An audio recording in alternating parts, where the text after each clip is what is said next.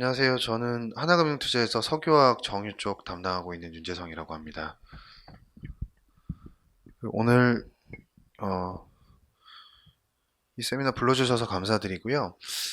어, 작년 올해 하반기를 제가 전망을 하면서 수요가 워낙 좋은 상황이다라는 점 말씀드렸고, 미국과 유럽의 백신 접종 속도가 굉장히 가파르기 때문에 아시아도 백신 접종 속도가 계속 올라가면 전반적으로 수요는 글로벌리 좋아지는 그림이 나타날 거다라고 생각을 했었는데요. 제가 하반기를 전망함에 있어서 조금 관가했던 부분은 동남아의 코로나가 재확산될 수 있다는 점, 그리고 반도체 칩 부족 이슈가 재발될 수 있다는 거, 그리고 전반적인 중국의 전략난도 심화될 수 있다는 부분들, 이런 수요의 요인들을 조금 간과했던 부분들이 있는 것 같습니다. 그래서 5월, 6월부터 시작해서 수요가 꾸준히 좀 둔화되는 모습이 나타났었던 것 같고요. 그럼에도 불구하고 여전히 글로벌 수요 상황은 저는 나쁘지 않다라고 생각하고 있습니다. 그리고 최근에 이 병목 요인들도 해소되고 있는 과정에 있기 때문에 글로벌 수요의 방향성은 올라가는 게 방향성은 뭐 변하지 않았다라고 생각하고 있고, 이번 하반기 같은 경우는 단기적으로 좀 그 수요 위축, 단기적인 위축 구간이었다고 생각하고 있습니다. 그래서 내년까지 보면 전반적으로 업황에 대해서 수요 방향성 때문에 좋게 보고 있는 상황이고요. 거기에 더해서 중국의 최근 변화들이 좀 뚜렷하게 나타나고 있습니다. 환경에 대한 규제들인데요. 이 부분들이 결국은 커머디티 강세, 원자재 가격 강세로 귀결될 수 있다라는 부분들이 추가적으로 이제 최근에 좀 주목해서 볼 포인트라고 생각하고 있어서 제목도 이렇게 지어봤고요. 그래서 중국의 변화에 대한 내용들을 먼저 말씀드려 보도록 하겠습니다.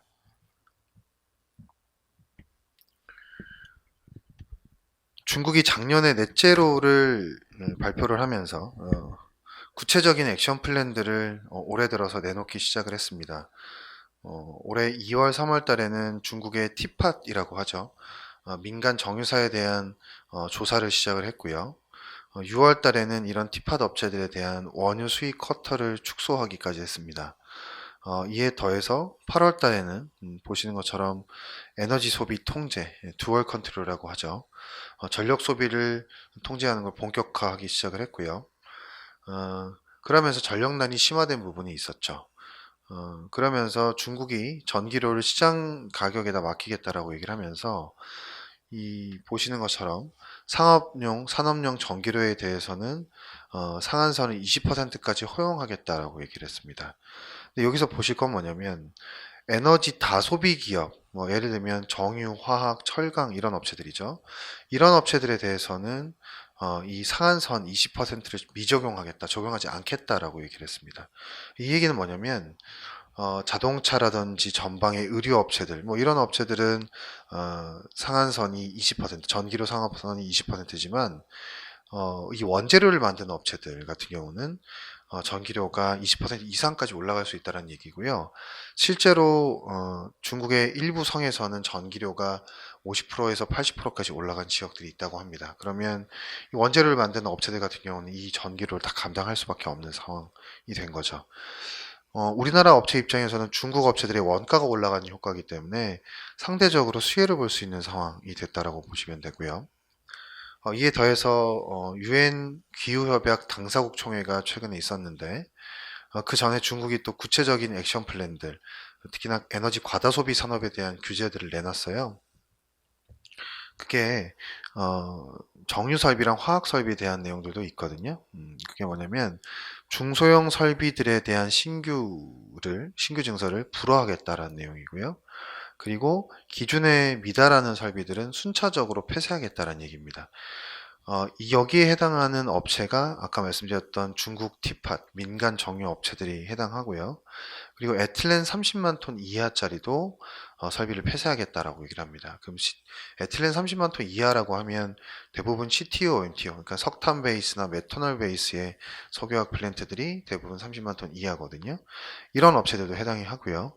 카바이드 같은 경우도 해당을 합니다. 거기다가 암모니아도 석탄 기반으로 만들어지기 때문에 암모니아 생산 규제도 동시에 진행이 되고 있습니다. 그래서 결론적으로 중국의 이런 액션 플랜들이 구체적으로 어떤 설비들을 폐쇄할 거고 어떤 설비들에 대한 증서를 불허할 건지에 대한 내용들이 나오기 시작했다. 이렇게 보시면 될 것 같고요.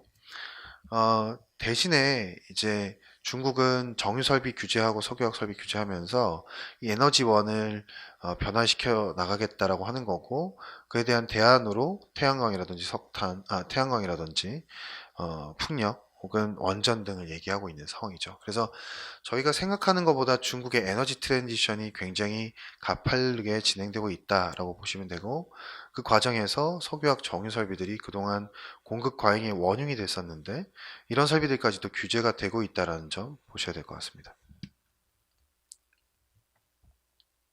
그래서 앞서 말씀드렸던 규제 대상인 설비들의 중국 비중을 한번 보시면 왼쪽 그림이고요. 티팍 같은 경우는 중국 내에서 비중이 30% 정도 되고, CTO, MTO는 중국 내 비중이 20% 가까이, CTMEG 같은 경우는 30% 정도 됩니다. 굉장히 큰 물량들이라고 보시면 될 것 같고요. 글로벌 비중도 보시면 적지 않습니다. 티파, CTO, HTMEG가 대부분 5에서 10% 정도 되기 때문에 이런 설비들이 점차 사라지거나 규제를 받기 시작하면 전체적인 글로벌 수급 밸런스가 개선될 수 있는 요인이라고 보시면 될 것 같고요. 그리고 앞서서 제가 전기료에 대한 부분들도 말씀드렸는데, 이 전기료 비중이 높은 설비들이 전해조, 그러니까 염소 설비들입니다. 이런 설비들은 전기료 비중이 한 70% 정도 되거든요. 이런 업체들은 전기료 가격이 올라가는 것에 대한 원가 부담을 중국 업체들은 느낄 수밖에 없을 거고요. 메탈 실리콘 같은 경우는 폴리실리콘이라든지 유기실리콘의 원재료인데, 이 메탈 실리콘을 만들 때도 전기료의 비중이 한 40% 정도 됩니다. 그래서 이런 설비들이 점차적으로 원가 부담을 느낄 수밖에 없는 상황이라고 보시면 될 것 같고요. 그래서 지금까지 말씀드렸던 내용은 중국의 환경 규제에 따른 중국 설비가 가동이 원활치 않을 수 있다는 것, 혹은 설비 규모 자체가 줄어들 수 있다는 것들을 말씀드린 겁니다. 이에 더해서 좀 말씀드릴 부분은, 제가 아까 암모니아도 간단하게 좀 말씀을 드렸었는데, 이 암모니아와 관련돼 있는 얘기입니다. 왼쪽에 보시는 요소 가격이 지금 13년 내 최대치를 경신하고 있는 상황입니다. 요소라는 건 비료의 원재료고요. 이 요소는 만들어지는 원재료가 암모니아로 만들어집니다. 그리고 암모니아는 중국 내에서 석탄 베이스로 대부분 만들어지거든요. 그래서 쉽게 얘기하면 석탄으로 암모니아 만들고 암모니아로 요소와 비료를 만드는데, 지금 중국이 석탄 규제를 하다 보니까 당연히 요소 가격이 올라가기 시작을 한 거고요. 비료도 지금 생산이 줄어들기 시작을 했습니다. 그래서 가격도 많이 올랐고요. 그래서 최근에 중국이 요소와 비료 수출 중단을 발표를 했습니다. 얼마 전에 뉴스를 보셔서 아시겠지만 한국에 요소수 이슈가 있었죠. 그게 우리나라 업체들은 중국으로부터 요소를 받아와서 물을 섞어서 요소수를 만드는데, 요소 자체가 중국 내에서 수출이 중단이 되다 보니까 우리가 요소수 이슈가 터질 수밖에 없었던 상황이었다고 보시면 될 것 같고요. 그래서 지금 현재 비료 가격이 글로벌리 좀 많이 올라가고 있는 상황입니다. 오른쪽 보시면 이 비료를 누가 많이 가져가느냐라고 하면 최대 농업국들이 가져가죠. 인도, 브라질 등인데, 인도 같은 경우는 면화나 쌀의 글로벌 생산 넘버원이고요. 브라질 같은 경우는 옥수수라든지 대두 같은 작물들의 생산 넘버원 하는 지역들이라고 보시면 됩니다.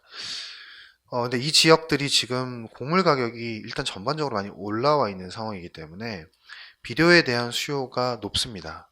그래서 수요는 높은데 앞서 말씀드린 것처럼 중국 내에서 생산은 많이 줄어들어 있는 상황이기 때문에 이게 지금 순환창조가 돼버렸어요.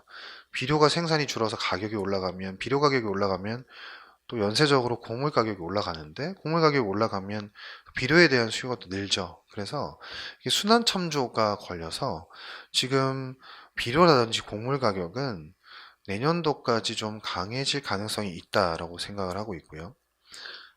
최근에 뉴스를 보면, 지난주 뉴스인데요. 인도 같은 경우는 지금 비료가 없어서 농민들이 시위를 하고 봉기를 하고 있는 그 정도 상황이라는 뉴스까지도 제가 읽어봤었습니다. 그래서 특히나 이제 밀 같은 경우가 겨울 파종이에요. 그래서 겨울에 심어야 되는데 지금 이렇게 비료 부족 때문에 아마 내년도에 뭐 밀이라든지 전반적인 작물들의 작황에 문제가 있을 가능성이 좀 높다라고 생각하고 있고, 이런 부분들은 결국 곡물 가격 강세로 이어질 수 있다라고 생각하고 있습니다.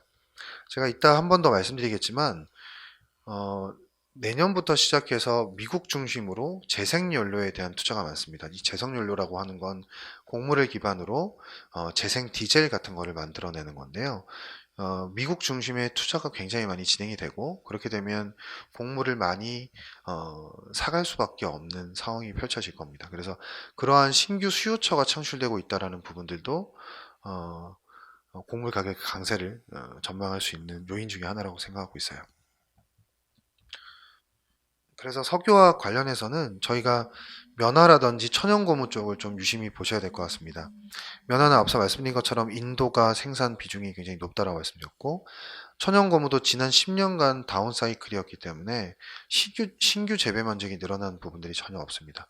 그래서 당연히 전반적인 곡물 가격이 올라갈 때 이런 면화라든지 천연고무 같은 경우는 같이 움직일 수밖에 없을 거라고 보고 있고요. 석유화학 업체들 입장에서는 면화가 올라가면 폴리에스터 같은 합성 섬유들의 수요가 자극될 수 있는 포인트고, 천연고무 같은 경우는 타이어의 대체제자 보완제이기 때문에 타이어 합성고무 쪽에 수요를 자극할 수 있는 요인이라고 생각을 하고 있습니다. 그래서 어, 이런 중국에 대한 석탄 규제부터 시작해서 곡물 얘기까지도 드렸는데, 제가 이제 중국 얘기를 드리면서 결국 하고 싶은 얘기는 뭐냐면, 중국이 지난 10년 동안 디플레 유발의 가장 큰 요인이었다고 저는 생각을 합니다. 왜냐하면 중국이 환경을 파괴하면서 석탄을 돌려서 모든 제품들을 낮은 전기료로 싸게 공급을 했었던 국가였죠. 그래서 지난 10년 동안의 디플레 압력의 원인이 사실 중국이었다고 저는 봅니다. 근데 중국이 환경을 생각하기 시작을 하면서 이런 석탄 규제라든지 전기료 인상 등이 나타나면서 앞으로는 인플레를 수출할 수밖에 없는 국가가 된다라고 저는 생각을 하고 있는 거고요.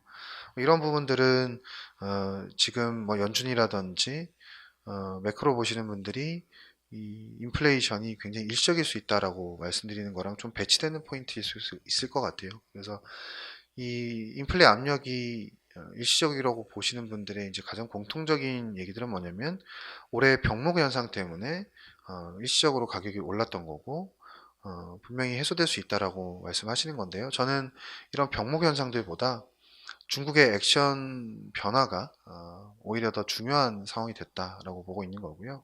그래서 전반적인 물가 압력, 물가 상승의 압력은 내년도까지 지속될 수 있다고 보고 있습니다. 뭐 아시는 것처럼 임금도 최근에 많이 올라가고 있는 상황이고요. 설비 투자할 때 투자 비용도 많이 올라갑니다. 왜냐하면 석유화학 설비 하나 지을 때 과거에는 탄소 배출 저감 장치라든지 이런 것들 달 필요가 없었는데, 이런 것들도 이제는 설치를 해야 됩니다. 그래서 기본적으로 투자 비용이 올라가는 상황이 됐어요. 그래서 전반적으로 뭐 제가 바텀업에서 봤을 때는 물가가 올라갈 수밖에 없는 환경이 됐다 이렇게 말씀드린 거고, 그래서 스태그플레이션 얘기가 나오고 있죠.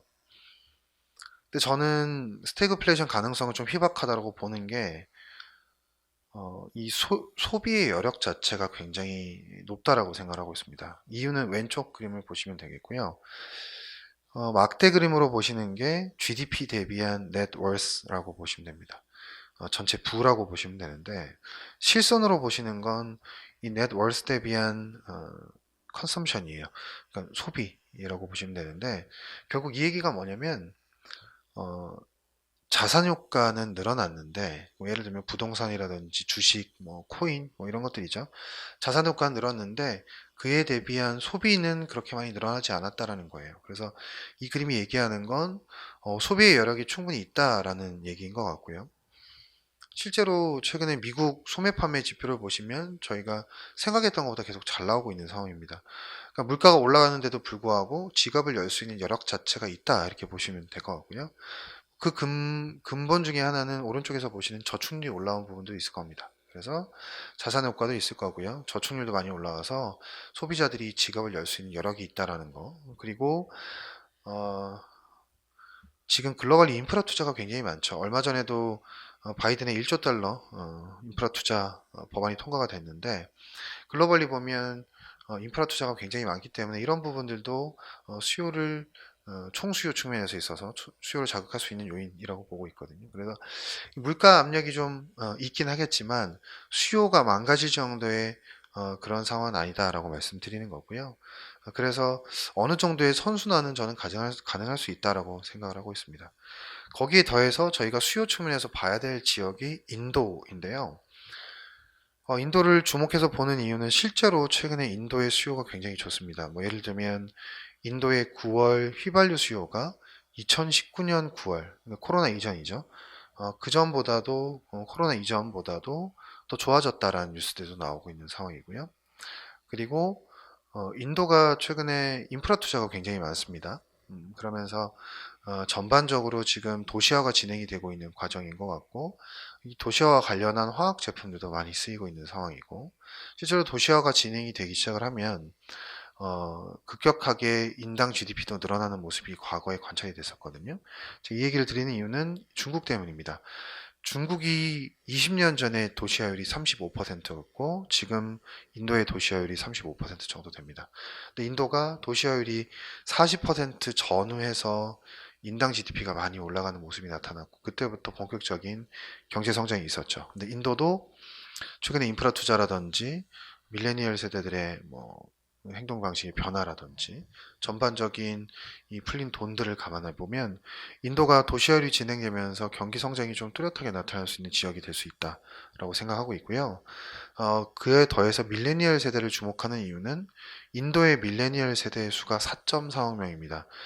미국 인구가 3.2억 명이니까 훨씬 더 많은 밀레니얼 세대가 미국 인구보다도 많은 밀레니얼 세대가 인도에 있다라는 거고요. 근데 이 친구들이 최근에 보면 애슬레저에도 관심이 많은 것 같고, 주택 구매에도 관심이 많은 것 같아요. 그러니까 행동 양식이 완전히 변화하고 있는 상황인 것 같고요.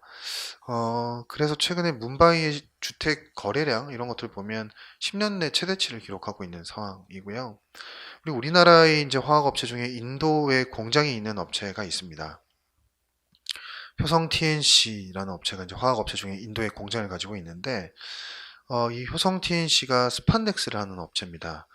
근데 최근에 인도에 에슬레저 열풍이 불다 보니까 스판덱스가 굉장히 잘 팔리는 상황인 것 같고 스판덱스 인도 공장의 이익률도 굉장히 많이 올라와 있는 상황인 것 같습니다. 이 공장이 지어진 지가 2년밖에 안 됐거든요. 그럼에도 불구하고 상황은 굉장히 좋은 것 같고요. 그리고 중국 업체들은 관세를 굉장히 많이 맞고 들어올 수밖에 없기 때문에 이 인도 내에서 중국산 제품들은 사실 들어오기가 굉장히 힘든 상황이에요. 근데 효성 TNC는 지금 스판덱스의 인도 내 MS가 60% 정도 되기 때문에 굉장히 이제 압도적인 지위를 가지고 있고 내년도에 하반기에는 아마 추가적으로 인도 쪽에 증설이 있는 것 같습니다. 그래서 지금 현재 인도 내에 있는 이런 스판덱스 공장들의 상황도 굉장히 좋고요. 전체적인 매크로 상황을 놓고 보더라도 인도가 수요가 좀 올라와 주면서 중국이라든지 나머지 동남아 쪽에서 좀 슬로우 할 수 있는 부분들을 메이크업 할 수 있는 그런 새로운 성장 지역이 될 수 있다라는 측면에서 말씀드린 거고 관련되어 있는 국내 기업들은 아이디어 차원에서 꼭 보셔야 된다라고 생각하고 있습니다. 그리고 저희가 결국 아까 제가 처음에 서두에서 말씀드렸지만 전반적으로 지금 병목 현상들 때문에 수요에 둔화가 좀 나타나 있는 상황입니다. 그래서 이 병목 현상들이 좀 완화가 돼야 되는데 그나마 좀 다행인 건 지지난주에 중국에서 전력난이 거의 완벽하게 해소됐다라고 성명을 발표를 했고요. 최근에 컨테이너 운임도 이슈였는데 급락하고 있는 상황에 있습니다.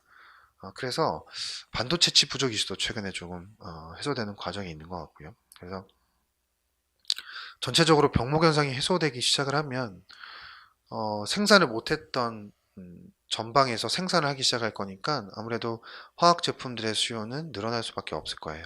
그러니까 쉽게 얘기하면 자동차 같은 경우에 반도체 칩이 없어서 자동차 생산을 못해서 자동차에 들어가는 화학 제품들이 팔리질 못했는데 자동차의 가동률이 올라오기 시작하면 당연히 화학 제품들이 팔리기 시작하겠죠.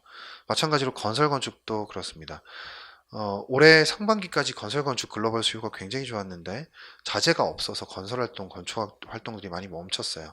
그래서 병목이 풀리기 시작을 하면 아마 관련돼 있는 화학 제품들의 수요는 다시 늘어날 수밖에 없을 겁니다. 그런데 이제 이런 병목 현상이 완화되는 건 긍정적인 포인트인데 이때 재고 레벨들을 이 서플라이 체인에서 어느 정도로 가져갈 거냐는 이슈일 수 있을 것 같아요. 왜냐면 지난 10년 동안 최대한 재고를 낮게 걷어가는 게 이익률 측면이라든지 재고 관리 측면에서 굉장히 유리했는데 저스트 인 타임이라고 하죠. 그러면서 지금 전반적인 글로벌 병목 현상이 심화된 상황이죠. 그래서 최근에는 저스트 인 케이스에 대한 얘기들도 계속 나오고 있는 상황이거든요.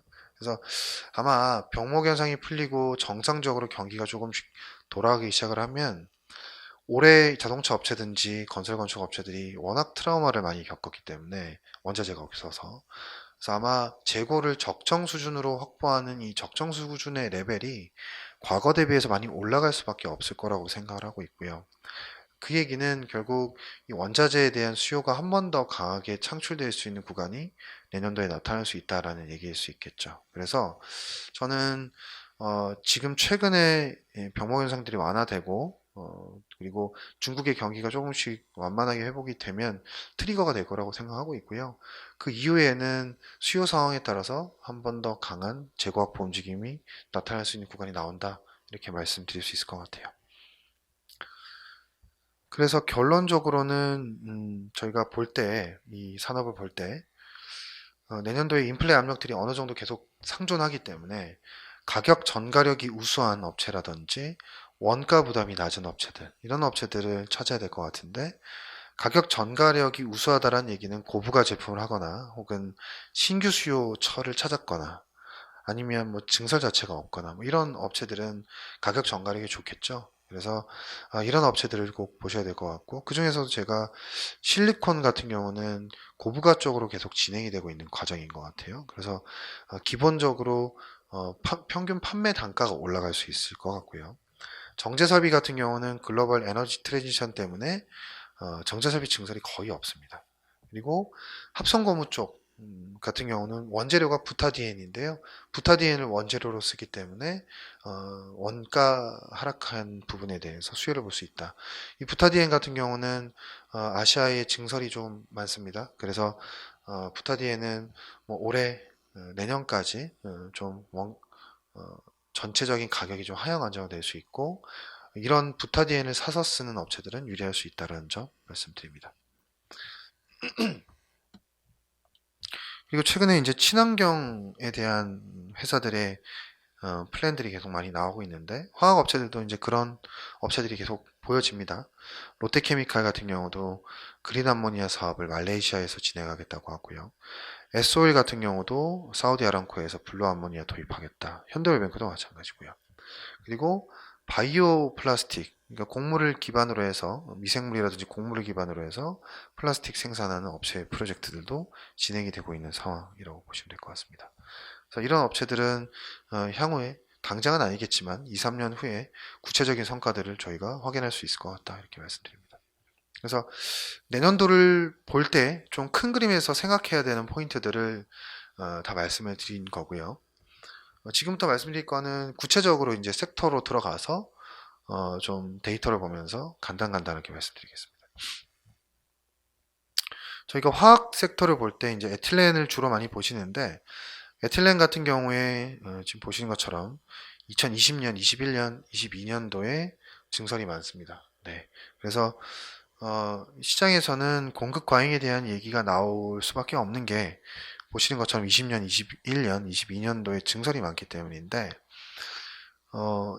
반대로 생각을 해보면 작년과 올해 같은 경우, 올해 상반기 같은 경우는 증설이 이렇게 많았음에도 불구하고 시황이 괜찮았어요. 그게 왜 그러냐면 수요가 너무 좋았기 때문이거든요. 그러니까 증설도 많았지만 수요도 워낙 좋았기 때문에 이런 물량 부담들이 사실 좀 크지 않았다라고 보시면 될 것 같고요. 올해 하반기 같은 경우는 수요가 좀 나빠지다 보니까 그러니까 이제 증설에 대한 우려들이 계속 나오기 시작을 하죠. 근데 결국 저는 중요한 게 공급이 아니라 수요라고 말씀드린 거고, 수요만 회복이 된다면 이런 증설 물량들에 대한 부담들은 그렇게 크지 않을 거다 이렇게 말씀드립니다. 거기다가 제가 아까 에틸렌 플랜트 중에서 30만 톤 이하 설비들은 중국 내에서 아마 단계적으로 폐쇄가 될 텐데 그런 부분들에 대해 말씀드렸는데요. 그걸 가정해서 제가 그림을 그려본 게 회색선입니다. 회색선 같은 경우가 CTO, MTO 중국 설비의 50%가 사라진다고 가정했을 때 물량 부담이거든요. CTO, MTO 비중이 워낙 크기 때문에 이 CTO, MTO가 50%만 사라져도 내년도에 공급적인 부담들은 굉장히 많이 낮아질 수 있습니다. 그래서 이 부분들은 저희가 체크를 해야 될 것 같긴 한데 일단 CTO, MTO의 가동 상황에 따라서 에틸렌의 공급은 정점을 찍을 가능성이 높다 이렇게 생각을 하고 있고요. 그 이유를 한번 보시면 23년, 24년, 25년까지 보시면 증설이 거의 없어요. 그러니까 내년도는 에틸렌의 수급상으로 봤을 때, 그러니까 공급 측면에서 봤을 때 가장 피크를 찍고 좋아질 수 있는 환경이 될 수 있다. 이렇게 말씀드린 거고요. 그래서 저는 내년 상반기 정도면 이 에틸렌 시황 쪽은 큰 그림에서 대바닥을 찍을 수 있는 그런 상황이라고 말씀을 드리는 겁니다. 그리고 이제 우리나라 화학 업체들이 주로 이제 납사를 기반으로 해서 화학 제품을 생산을 하는데 납사가 그동안 좀 셌어요. 왜냐면 왼쪽 그림인데요. 이 왼쪽 그림은 유가 대비한 납사의 레이셔입니다. 그러니까 이 얘기는 유가 대비해서 납사가 최근에 보시면 굉장히 셌다라는 거고 유가보다 납사가 더 많이 올라갔다는 얘기예요. 이건 왜 그러냐면 아시아 쪽에 정제 마진이 워낙 부진했습니다. 올해 상반기 내내. 그러다 보니까 아시아 쪽에 정유 업체들이 가동률이 워낙 낮았고요. 그러다 보니까 납사가 정유사에서 생산이 되는데 이 생산된 납사 양이 적을 수밖에 없었죠. 그러다 보니까 납사가 유가보다 도 강했었는데 최근에 정제 마진이 좋아졌습니다. 이 위드 코로나 되고 휘발유 수요 좋아지고 하면서요. 그래서 정유사들의 가동률이 최근에 올라오기 시작을 하거든요. 그럼 당연히 납사도 생산량이 같이 늘어날 겁니다.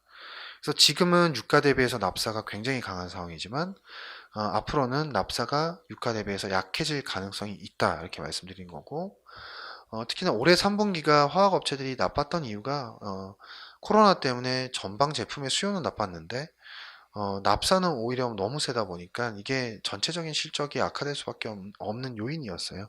그러니까 3분기가 최악의 상황이었다고 보시면 되는데 이런 부분들도 조금씩 완화될 수 있다라고 생각하고 있어서 큰 그림에서는 원재료 가격도 내려가고 제품의 수급단에서도 내년 상반기엔 대바닥을 찍을 수 있기 때문에 화학업체들은 전반적으로 좀 내년도부터는 상반기부터는 센티멘트가 개선될 수 있는 부분이 있다 이렇게 말씀드립니다.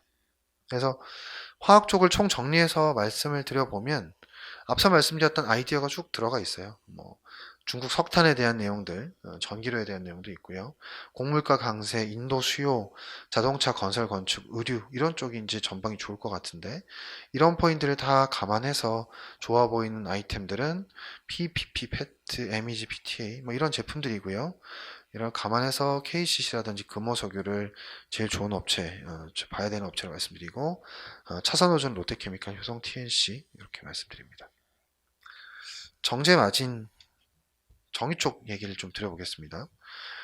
정유 같은 경우는 앞서 말씀드렸던 중국의 규제가 가장 빨리 시행되기 시작했던 섹터예요. 올해 2월, 3월부터 티팟 규제가 있었고 그리고 올해 7, 8월 넘어오면서부터는 중국 국영업체에 대한 수출 쿼터까지도 줄여버렸습니다. 그게 오른쪽 그림인데요. 작년 대비해서 국영업체에 대한 석유 제품 수출 쿼터를 굉장히 많이 줄였습니다. 이건 환경에 대한 규제가 들어가기 때문이고요. 그러니까 내수에만 공급하고 과잉 생산하지 말고 환경오염 물질 배출하지 말라라는 거죠. 그러면서 석유 제품 수출 쿼터가 굉장히 많이 줄어 있는 상황인데 실제로 중국의 석유 제품 수출이 6월, 7월부터 해서 급격하게 줄기 시작을 했고요. 그리고 중국의 정제 설비 규모가 이제는 25년까지 캡이 씌워져 버렸습니다. 이 얘기가 뭐냐면 지금 현재 중국의 정유 설비 규모가 1800만 BD가 조금 넘습니다. 근데 2025년까지 2000만 BD 이상으로 증설을 못하도록 중국 정부가 막아버렸어요. 그러니까 저희가 계산해 보면 맥스로 늘어나 봐야 한 7, 8%밖에 2025년까지 못 늘어납니다. 거기다가 티팍 같은 설비들은 폐쇄가 되기 때문에 결국은 중국 정유 설비들은 앞으로 그렇게 크게 늘어날 수 없다라고 보시면 되고, 대신에 이제 내수에 많이 쓰겠죠. 그리고 2025년까지 석유 제품 수출도 줄이겠다라는 논의들이 있는 걸로 지금 보여집니다. 그래서 지난 10년 동안 중국이 순수출을 강화하면서 아시아의 공급 과잉이 왔었어요. 근데 이런 부분들이 이제 완전히 뒤집어지기 시작한 거고요. 이 얘기는 아시아 쪽의 공급 부담이 굉장히 낮아지고 있다라는 점을 얘기를 하고 있습니다. 그리고 이제 프리젠테이션 자료에는 없지만 지금 제가 데이터를 보면 미국이라든지 아시아, 유럽 같은 지역들의 석유 제품 재고가 6년 내 최저치입니다. 이게 아무래도 에너지 트랜지션 때문에 정유 제품에 대한 증설, 그러니까 정유 설비에 대한 증설은 거의 없는데, 어쨌든 에너지 트랜지션 과정에서 석유 제품을 안 쓸 수는 없으니까 좀 최근에 석유 제품 수요가 많이 늘죠. 그러면서 수요는 가파르게 늘다 보니까 전반적으로 공급이 좀 딸리는 상황이에요. 그래서 재고가 굉장히 부족하거든요. 그래서 지금 글로벌리 봤을 때 정제 설비 증설은 거의 없고 재고는 굉장히 부족한 상황이다라는 겁니다. 그래서 지금 보시는 17페이지 왼쪽 그림이 아시아와 중동의 증설, 정유 제품, 정유 설비 증설 추이와 수요를 같이 그려놓은 거예요. 이 막대 그림이 수요고요. 그 영역 부분이 수요인데 2025년까지 수요가 증설보다 더 많다 이렇게 보고 있는 것 같아요. 그러면 결국 재고는 지금 별로 없는데 향후에도 증설이 별로 없어서 수요가 더 많을 것 같다는 얘기는 굉장히 향후 정유 제품에 대한 수급은 빠듯할 수 있다는 얘기겠죠. 그 말은 정제 마진이 좋아질 수 있다라는 얘기라고 보시면 될 것 같고요. 오른쪽에 보시는 정제 마진이 올해 상반기까지 내내 안 좋다가 중국의 석유 제품 수출이 줄기 시작하고 동남아의 코로나가 끝나기 시작하면서 전체적으로 정제 마진이 많이 좋아졌죠. 그래서 저는 이렇게 좋아진 정제 마진이 조정이 일부 나올 수는 있겠지만 아마 지금 생산할 수 있는 여력들이 글로벌리 별로 없기 때문에 수요만 좀 더 좋아져 주면 내년 상반기에는 정제 마진이 지금 보시는 것보다 더 높이 올라갈 가능성도 배제할 수 없다라고 생각하고 있습니다. 그래서 이 정유 업체들이 내년도, 내후년도까지 굉장히 큰 돈을 벌 수 있을 거라고 생각을 하고 있고요. 그렇게 벌어들인 돈을 가지고 앞서 말씀드렸던 수소 사업이라든지 혹은 재생 연료 사업들 이런 사업들을 진행을 해 나갈 거다. 그러면 이 ESG 점수라든지 뭐 이런 것들도 올라갈 수 있는 상황이 되지 않겠나라고 보고 있고요. 그래서 관련해서 지금 재생 디젤 사업 뭐 이런 것들 좀 간단하게 말씀드려 보면 저희가 바이오 디젤은 들어보셨을 거예요. 바이오 디젤은 경유에다가 바이오 디젤을 섞어서 경유차에게 사용하는 그런 구조인데 바이오 디젤이 1세대 정도였다면 재생 디젤이라든지 HVO 사업 같은 경우는 2세대라고 보시면 됩니다. 한 단계 진화한 사업이라고 보시면 되고 이 재생 디젤 같은 경우는 자동차에 그냥 지금 내연기관에 바로 넣어도 사용이 가능한 그런 아이템이라고 보시면 됩니다. 그리고 재생 디젤을 이미 하고 있는 업체들도 많습니다. 핀란드 업체라든지 미국 업체들은 이 재생 디젤 사업을 이미 하고 있고요. 돈을 벌고 있습니다. 그리고 내년부터는 본격적으로 이 재생 디젤 사업들이 미국에서 늘어난다라고 보시면 되고요. 이 재생 디젤을 만들기 위해서는 HVO라는 거를 만들어야 됩니다. 이 HVO라는 게 결국 곡물을 가지고 오일로 만드는 제품이라고 보시면 될 것 같은데요. 이 HVO 사업을 하게 되면 디젤도 만들 수 있고요. 항공유도 만들 수 있고 납사, 프로판 이런 제품도 다 만들 수 있습니다. 그래서 이런 사업들이 글로벌리 진행이 되고 있고 우리나라 같은 경우도 현대오일뱅크라든지 LG화학 같은 업체들이 이런 사업들을 진행하고 있고 중소형 업체 중에서는 애경유와 같은 업체들도 진행을 할 겁니다. 그래서 현대월뱅크도 보면 뭐 대한항공과 MOU를 맺기도 하고요. 그리고 애경그룹 안에 제주항공이 있죠. 그래서 애경 케미칼 같은 업체는 제주항공과 함께 바이오 항공유 사업을 진행할 계획을 발표를 하기도 했습니다. 그래서 지금 현재 저희가 이제 정유 사업을 바라보면 탄소 배출이 굉장히 많기 때문에 굉장히 부정적으로들 많이 보시는데, 이런 수소 사업이라든지 재생연료 사업들이 이미 이제 진행이 되고 가고 있는 과정이라는 거고요. 이런 재생 디젤 사업들이라든지 HVO 사업이 어떻게 되는지에 따라서 또 새로운 성장 동력으로 작용할 수 있다, 이렇게 생각을 하고 있고, 그리고 이 바이오 디젤, 재생 디젤 혹은 HVO 사업을 하는 업체들이 공통적으로 얘기하는 건 뭐냐면 아래 두 개 그림이에요. 전기차보다도 탄소 배출 저감 효과가 더 크다라는 얘기를 합니다. 왜냐하면 전기차 같은 경우는 전기를 생산하는 과정에서 또 탄소 배출이 있지만, 이 재생디젤 사업 같은 경우는 곡물을 가지고 바로 디젤을 만드는 거고요. 그걸 가지고 자동차 지금 내연기관에 바로 쓸 수 있는 상황이기 때문에 이런 것들에 대한 얘기들을 많이 하죠. 그래서 이 정유 업계들도 지금 변화하기 위해서 노력하고 있는 거고, 그런 과정에서 이런 재생 디젤 사업도 저희가 눈여겨볼 필요가 있겠다, 이렇게 생각하고 있습니다.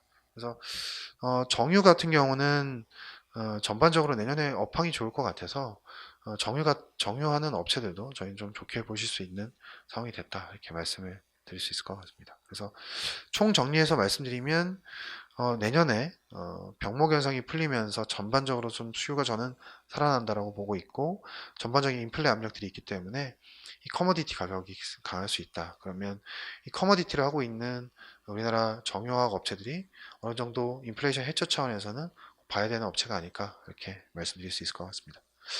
네, 이상으로 제가 드릴 말씀은 다 드린 것 같고요. 시청해 주셔서 굉장히 감사드립니다. 내년에도 좋은 투자 하실 수 있기를 기원 드리겠습니다. 감사합니다.